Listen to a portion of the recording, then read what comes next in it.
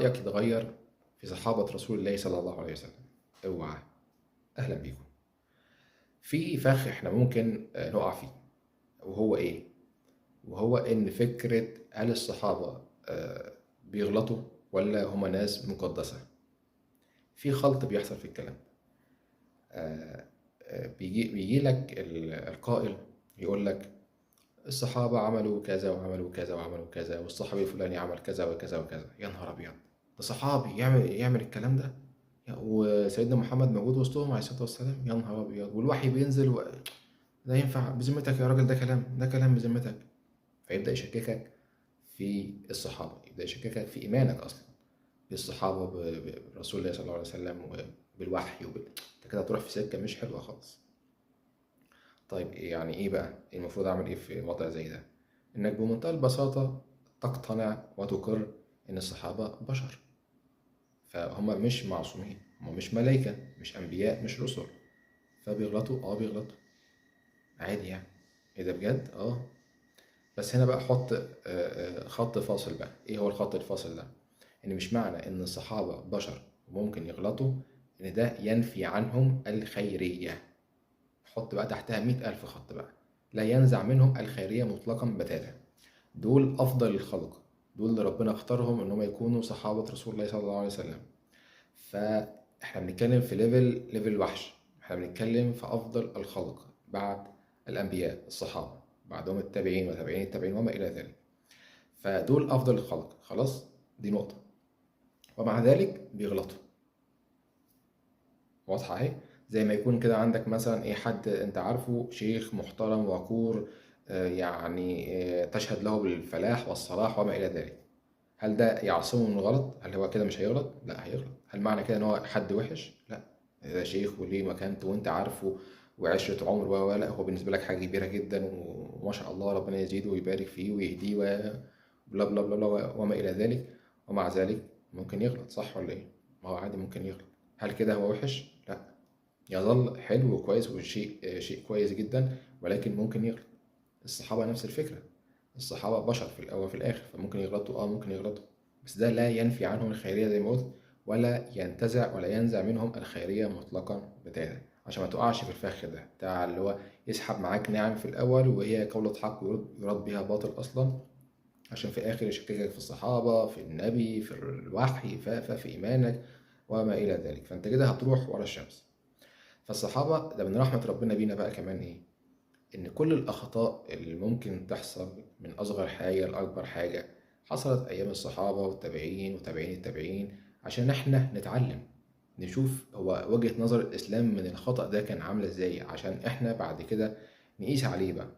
يعني ده كان بينهم رسول صلى الله عليه وسلم، فهو يعني مين أكتر من كده هيقومهم لما يعملوا حاجة غلط؟ فهنا التقويم هيجي يعني زي الكتاب ما بيقول، فهيبقى مرجع أو ريفرنس لينا بعد كده عشان نشوف إحنا هنتعامل إزاي. فده كان من رحمة ربنا بينا. الأخطاء دي كلها حصلت أيام الصحابة وتابعين التابعين وما إلى ذلك، عشان ميبقاش فيه مساحة كبيرة وواسعة ما تغطتش، أو مساحة كبيرة وواسعة فيها اجتهاد. كده كده الاجتهاد موجود، ولكن لما يكون اجتهاده ليه مرجعية ده بيعززه أكتر وبيقويه أكتر. يعني مثلا هنلاقي مثلا في أيام الصحابة هتلاقي سيدنا أبو ذر الغفاري، اللي هو يعتبر رابع واحد أسلم من الرجال، كان بيقول إن هو قال لحد، ربما يكون سيدنا بلال بن رباح أو حد ثاني، آه، يعني فيها روايات يعني، قال له يا ابن السوداء. يا نهار أبيض، يا ابن السوداء! يا خبر أبيض، تنمر وتريقة وسخرية وبتاع، كأنك بتقول لواحد من الأيام دي يعني أمك زنجية، يا ابن الزنجية مثلا يعني. في معايرة أكتر من كده وبتاع. الموضوع كبير. حصلت. هل ده ينفي عنه الخيرية؟ لا طبعا. واحد من كبار الصحابة طبعا. فسيدنا محمد قال له ايه التقويم بقى؟ قال له انك امرؤ فيك جاهلية، اللي هو لا، اللي انت بتعمله ده مش صح، ده لا، ده انت كده ده شغل جاهلية. فبالتالي الراجل تاب ورجع وخلاص. خلاص، نقطة من أول السطر. الصحابة بتخطأ، ممكن تغلط، ايه المشكلة يعني؟ لاقي حاجة تانية لسيدنا عبد الله بن الزبير، اللي هو يعني ايه، يعني حاجة بقى من كبار الصحابة برضو. الراجل ده ابن السيدة أسماء بنت أبي بكر في بعد كده.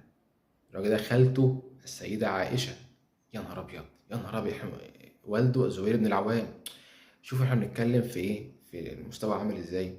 ومع ذلك في مرة من المرات السيدة عائشة طلعت عطاء كبير، يعني زي تصدقت أو طلعت فلوس مبلغ كبير مرة واحدة أو حاجة كبيرة مرة واحدة. فقال لها إيه، المفروض أنا خالته اللي مربياه واللي قال لها لو يعني ما بطلتيش اللي انت بتعمليه ده هحجر عليكي. يا نهار ابيض، كبيره دي قوي، تقيله قوي وكبيره قوي عن نفس البشر، ما بالك بقى دول كبار الصحابه، احنا بنتكلم في مستوى تاني خالص. وطلعت منه، طلعت منه. وهي فضلت مقاطعاه فتره ومش راضيه تشوفه اصلا حتى. ايه هو رد فعله بقى؟ خطأ اهو، صحابي جليل وفي خطأ حصل. ما خلاص يعني، ما فيش بد من الموضوع. يعني انا قتيل بقى ان انا لازم ترضى عني ولازم تسامحني ولازم تعفو عني، ما فيهاش، ما لهاش حل دي.